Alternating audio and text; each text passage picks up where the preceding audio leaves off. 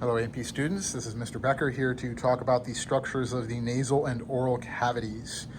The first of these right here is some of our paranasal sinuses. We have the frontal sinus, and then back here we have the sphenoid sinus.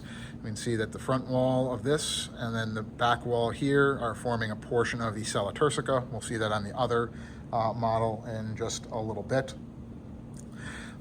On the lateral wall of the nasal cavity, we have three conchae. Here's the superior nasal concha, middle nasal concha, and the inferior nasal concha.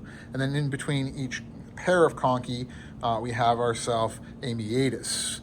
So here's the superior nasal meatus, middle nasal meatus, and the inferior nasal meatus down below that. This is going to lead out into the three segments of the pharynx, the throat. From the back of the internal nares, located right here, down to the bottom of the uvula, we have ourselves the nasopharynx. From the uvula to the top of the epiglottis, we have the oropharynx. And then from the top of the epiglottis down to right about here, where the upper esophageal sphincter starts, we have ourselves the laryngopharynx. So, to show this off, if I pick my nose, you can see my pen inside here. This is the nasal vestibule, shown right there. And then on the back side here, right here, we have the opening of the eustachian tube, and surrounding the opening of the eustachian tube is a structure known as the torus tubarius. We also have a set of tonsils that we can find, and the first of these, I'm going to remove the tongue. This is the lingual tonsil on the back of the tongue, and then sitting on the surface of the tongue, right here forming one half of the V, are the valate papillae. Some of the papillae that are found on our tongue right there.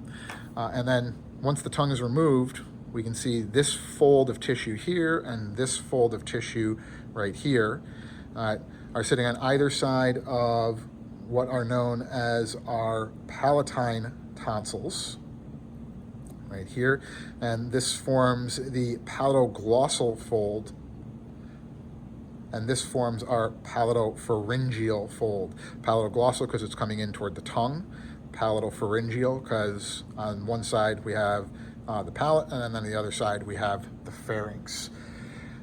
And then finally, the third tonsil is located right here, right at the back of the nasal cavity, right at the start of the nasopharynx. This is the pharyngeal tonsil, also known as the adenoid. All right, so that is one half of the skull. The other half being shown right here. It has a couple of things on it that we don't find elsewhere. Located right here is the sella turcica. We can see with just the bone in position, the position of the sella turcica. We can see the nasal septum being shown. We can see one of the nasal conchae located back here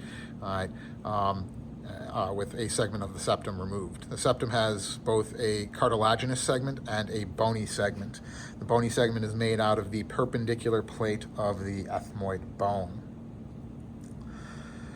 We can see the hard palate through here, made up of the maxillary bone for the most part. And then through here we can see the soft palate, and then hanging off of the soft palate is the uvula being shown right here. And we can see the pharyngeal tonsil. I think it's represented slightly better on this side than the other side, shown right there. And you can see the opening of the eustachian tube a little bit better with the torus tubarius surrounding it as well. These are the structures of the nasal and oral cavities.